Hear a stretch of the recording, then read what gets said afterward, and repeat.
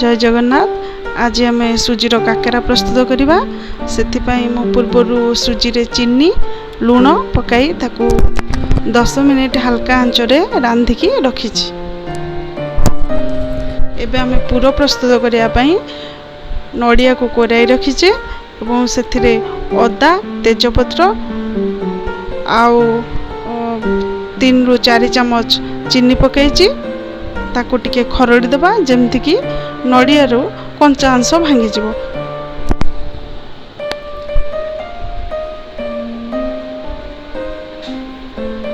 देखिबा जेमती नड़िया रो तार पानी मरी जाइथिबो सुखिला हेई आसीबो देख जानिबा जे नड़िया रो पूरा प्रस्तुत हो गला। एबे हम ताको गोटे पात्र को काढी देबा। पूर्वर प्रस्तुत होइतिबा डो को आनी आमे टिके पानी हाथ होई ताको टिके चकटी देले सेथिरे जो गंठी थिबो सेटा आउ रहिबो नाही।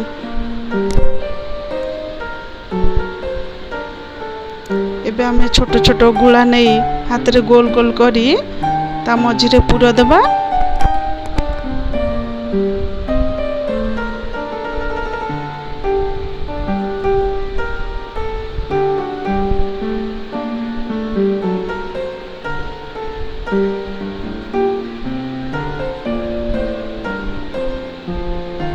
पूरा दे सारा पर आम हल्का हल्का हाथ रे टिके चेपटा बनैबा जेमती कि बरा टाइप रो हबो।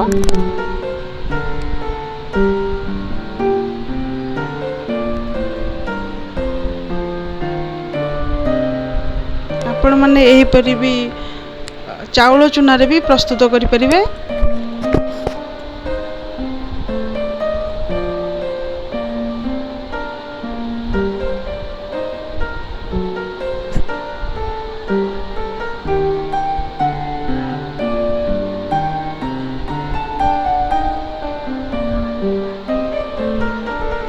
वर्तमान आम कड़ाई रे तेल गरम करी या छाणीबा।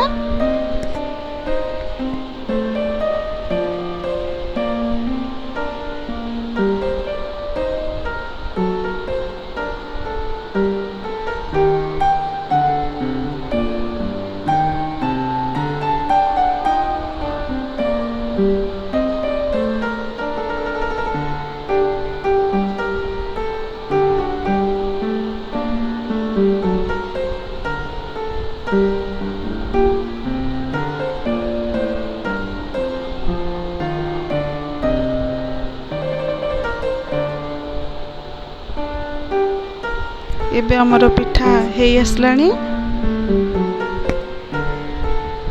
बादामी रंग आसीगले आम जानिबा जे पिठाटी संपूर्ण हो जाइए। आपण माने भी चाहिए नड़िया कोरा बदल रे खाली मध्य करि परिबे।